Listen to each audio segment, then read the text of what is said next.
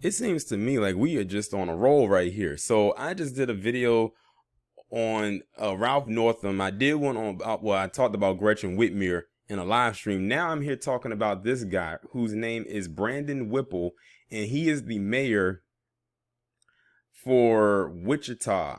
And I'm guessing that's Kansas. I'm not entirely sure. It just says that he's a Wichita. I wish they would actually put the state in which these places are located. But they say he's a Wichita mayor. Hopefully somewhere in the article they actually state where that is. They said he was the latest person to have threats of being kidnapped over the mask order by some random person in that state. They found the person, they have arrested him. But do you see the entitlement here yet again? And I bet you that it's a PC individual that did it. It has to be, because for the most part, black people are not that deep into, some of us may not want to wear the mask, but we're not going to say, oh, let's go out here and kidnap a political official because of it. Let's get into it. A 59-year-old man was arrested on Friday for allegedly threatening to kidnap and kill Wichita Mayor Brandon Whipple over the city's mask mandate. And something else is a pattern. This guy, too, is also a Democrat, just like Gretchen Whitmer and Ralph Northam. Meredith Dowdy, a retired Wichita firefighter, was booked into Sedgwick County Jail on Friday with a charge of criminal threat. I was trying to find a picture of the person who did it, but they didn't have a picture. When I typed their name in, his picture came up. Wichita police confirmed in a statement that investigators were alerted to threatening statements directed at Whipple leading to Dowdy's arrest. The investigation is still ongoing. Whipple told the Wichita Eagle that he has been made aware of text messages sent to another city official asking about the mayor's address. He said he read the detailed threat against him. He said he was going to kidnap me and slash my throat, and he needed my address because I needed to see the hangman, me and everyone who something about tyranny, Whipple said.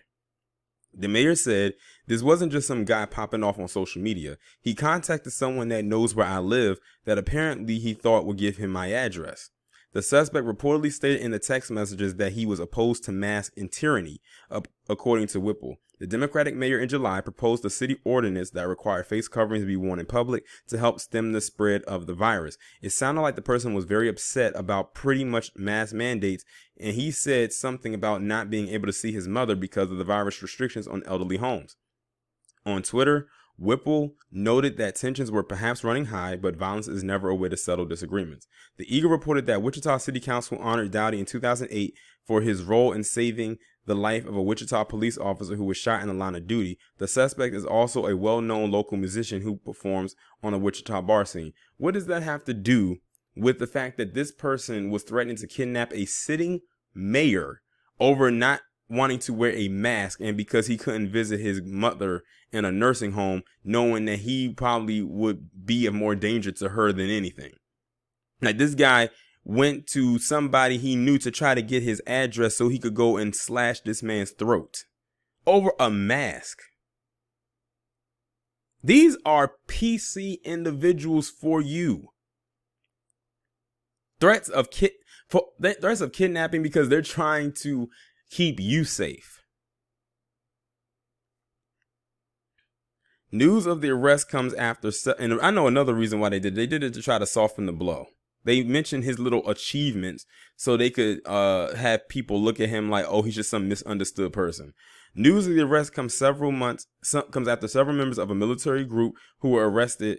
I don't know why they call it a military group. It should have been militia group, who were arrested for allegedly plotting to raid the Michigan State Capitol building in Lansing and kidnap Governor Gretchen Whitmer. The same group of men allegedly also discussed similar plans targeting Virginia's Governor Ralph Northam.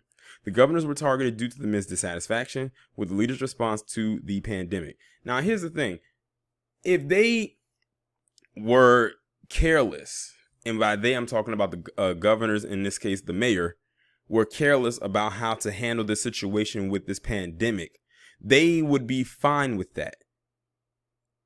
But see, they're not used to being told what to do, even by their own. Mind you, these are 3 Democratic politicians, but all 3 of them are PC. The people going after them are also PC. So I don't want to hear anybody telling me that white people do not are so unified. You see the disconnect right there. This is infighting, but now we're exposed to it. Their infighting is now out in the open. I told y'all, I said it's going to continue. Now, they don't mention if the person going after this mayor was connected to the groups who was going after Gretchen, Whitmer, and Ralph Northam. We found out they were connected, but we don't know if this was a lone wolf, quote unquote, or if he was connected to that group. But it's all too coincidental. So I wouldn't be surprised if he was, or if they were, because they said their name is Meredith. So that person sounds like a woman.